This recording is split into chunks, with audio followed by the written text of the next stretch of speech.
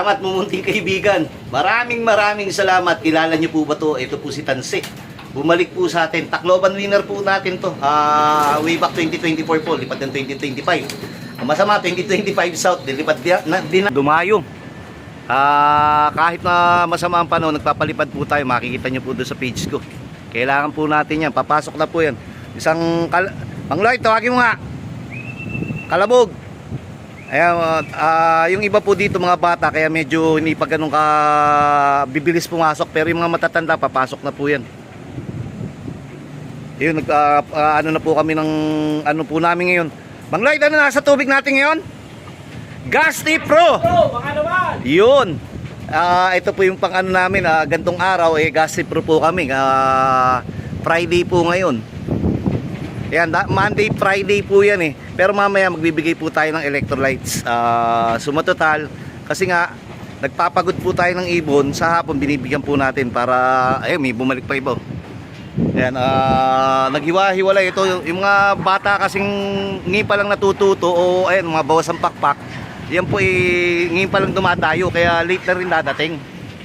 Yan, tapos yung mga matatanda, ayan, kababalik lang. Ito po yung mga ano, makikita nyo naman bawas ang pakpak yung mga marking niya Yun. Mamaya baba muna po tayo dito. Checkin ko naman tong aking tawag dito, aking south team dahil dito natulog. Ibig sabihin may potential na may sipon dito. At may magandang balita po tayo. Titignan natin si Tanse. Bumalik si Tanse. Pasok na, pasok na. Yung bumalik po si Tanse, pupuntahan natin sa baba. Kuya, ito ka, pasok. Po, ito yung mga off color natin, nagdadadayo din. Mukhang maganda ililipad ng off color natin, wag lang sasalpok. Dahil nakaraan sumalpok to, naka-recover na pasok na, pasok na. Tapos meron po tayo nandun sa poste. Ayan po, mga PHA na pahabol po yan. Siyempre, hindi natin mabubugaw yan dahil mga pahabol. Pero tignan natin kung hahabol ba talaga. Ayan po, naka PHA banded. May kanya-kanya po merong kulay blue, yung batch po nila, ibig sabihin blue na marker na yung pinang cable tie po natin. Meron puti, yung pinaka last batch. Yung walang cable tie, ibig sabihin yung first batch. Nang pagtuturo po yan What's up mga ka-showbiz? Yun Salamat! Salamat mo munting kaibigan. Maraming salamat. Kilala niyo po ba to? Ito po si Tanse. Bumalik po sa atin. Tacloban winner po natin to. Way back 2024 po. Lipat ng 2025. Ang masama, 2025 South. Dilipat din natin. Live siya hanggang Matnog. Tapos yung Masbate doon po sa nawala. Nasiro po kami. Ayun po talagang tinatawag na talo. Pag talo, mas magandang aminin. Mas magandang tanggapin. Pero ngayon po, nanalo na po kami. Bakit kamo? Inuyan po tayo ni Tanse Oops! Ganun po kasimple yung pagka inuuyan po tayo. Daig pa natin nanalo. Kasi, para mga anak po natin yan, nahiwalay o nawala po sa paningin po natin o sa ating pag-aalaga, ngayon binalikan po tayo, malaking bagay po para sa akin yan. Karangalan na po para sa akin yan. Hindi man kami nanalo, pero binalikan ka ni Tanse o binalikan ka ng mumunti mong kaibigan, panalo na yan. Ibig sabihin, pwede pa po natin magamit, pwede nating maging materialis pa.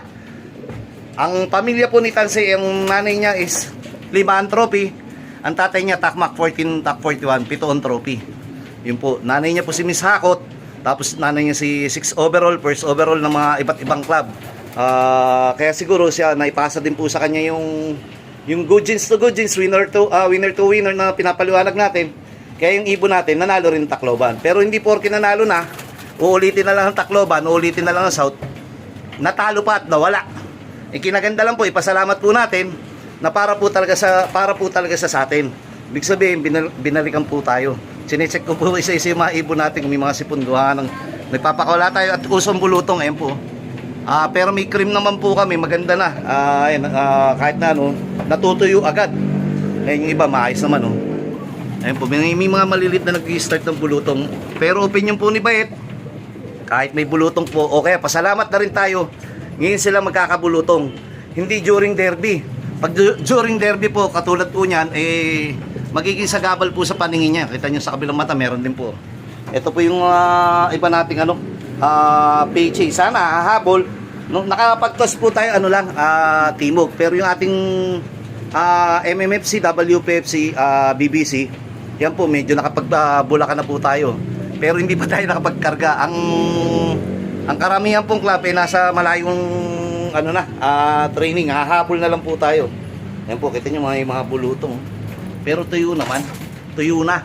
At pa-recover na. Ito may sipon. Gagamutin po natin. Check natin. Minsan, hindi natin talaga may iwasan yan. Part of the game yan. Part ng buhay. Parang tao. Kahit ang laki ng katawan mo, pag-aabutin ng sipon, naabutin. Pag-aabutin ng lagnat, naabutin. Pero mas maganda, maagapan. Yung mga ibon natin dito. Mga bata pa po. No po. Pero lalaban po yan. Ito, mga north natin. Ito, MMFC. Ayan, MMFC. BBC. Ayan, WPFC. At ito po ang gamit po namin ngayon. Maraming salamat, Gassi Pro. Triple Action for Champions. Vitamin Mineral Binder. Immunobooster. Acidifier. Ayan po. Gamit po namin to ngayong Friday. Monday and Friday. Ayan po yung gamit namin. Ayan po. Malaking tulong po yun. Siyempre, para sa sipon din. At least kahit paano, kita nyo, tablan man, iilan lang o tablan man mapapaglabanan. Ayun po yung maganda pag kami maintenance po kayo mga ganyan. Yun po ang importante sa atin kahit paano. Parang tayong tao, dapat nagbi-maintain din po tayo. Papacheck up po tayo at chinecheck po natin ating sarili. Parang yung mga ibon natin, ganun din. O baka talo pa tayo ng mga ibon natin. Yung ibon natin ay may vitamins at may supplements. Samantalang tayo, na hindi makabili kahit amlodipine o losartan para sa maintenance. Nauuna po yung ating mahal na mumunting kaibigan. Yun. Muli, umaasawa na dun si tawag dito, si Tansi. Meron po tayong isang video, makikita nyo kung sino yung inaasawa niya po. Yan. Mamaya na po ulit, bababa muna po ako, magluluto muna po ako para sa aking mahal sa buhay. Sige po. Yun, magandang hapon po mga ka-showbiz. Tignan nyo po kung nasan po tayo. Mahangin. Ayan po, yung ibon po natin lumilipad. Nagpaparonda po tayo bago po tayo magkarga sa tawag dito sa PHA. Ito na po yung ibon natin. Ayan. Medyo pinagpat muna po natin. Lumilipad na po sila. Ayan. Para po hindi rin tawag dito, hindi po mahirapan para bukas kasi baliwag na po kami bukas. Then unang karga po nung iba sa truck at pangalawang karga naman po nung mga nauna nating training. Yan po, ganito po yung loob namin, ganito po yung tsura. Mang Lloyd! Mang Lloyd! Yung ID natin baka makalimutan ha. Kasi sa PHA kailangan may ID daw po doon bago po kayo papasukin. Medyo naghihigpit na po sila doon. Ayun, nawala na yung ibon natin. Ito. Ba't parang umiwalay? Umiwalay po. Dapat pala binaligtad yung camera. Ayun po, nakikita po. Ito po yung iba. Ayun po. Bali, ito nga. Then ito humiwalay. Meron pang humiwalay na iba. Then mamaya i-video po natin pagka nandun po tayo sa PHA para makita po ng iba na hindi po nakakaalam na kung ano meron po sa PHA at paano mag-load. Sige po. Yun. Ito na po yung mga ibon natin. Madilim na.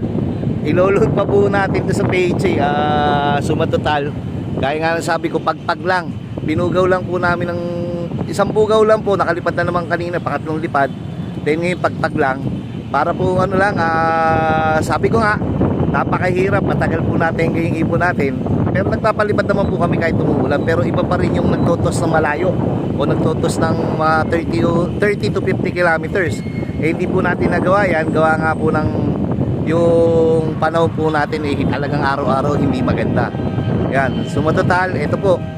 Maglulud po tayo ng PHA, hintay lang po natin ito bumaba, then papakainin na natin to. Nakakatuwa po, pero meron po talagang hindi lumilipad pa. Gaya ng pinakita ko sa video kong iba. Ngayon po yung isa, iwalay. Kung basta hindi pa ganun kaayos, bababa na po sila. Nag-alangan pa, isang ikot. Tignan nyo po, yung ibon natin doon sa poste o sa wire, nakipaglaban o lumulusot. Ayun na naman, delikado po yan dyan. Minsan pwede pong ma-aksidente yan dyan. Ayun, eto na po yung ibon natin. Tignan natin kung papasok agad pag tinawag. Mang Lloyd, papasok ba kagad dyan, Mang Lloyd? Hindi ko makasabi, no? Sige na, pakitaan mo kami. Hindi, medyo kasi nandibago nga po yung ibon natin dahil ngayon nga lang po yung araw na to nakakatatlong lipad sila, nakaraan di pa eh. Isang beses lang, sisilip lang tayo. Eto po, nandibago, baka hindi kagad daw pumasok. Ang lilit na po, tingnan nyo po. Ang lilit ng ibon po natin.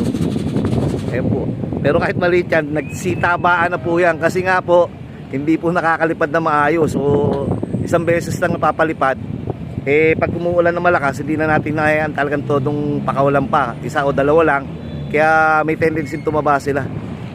Mang Lloyd, papasukin mo na! May isa walang pumapasok mo. Mukhang mapapaya ka pa. Nanibago rin yung nag-aalaga. Ayun, meron na po pala sa ilalim. Ayun po, ayaw pa pumasok. Maghihintay muna po tayo. Post muna po natin yung video. Tignan natin kung ano magagawa ni Mang Lloyd. Sandali po.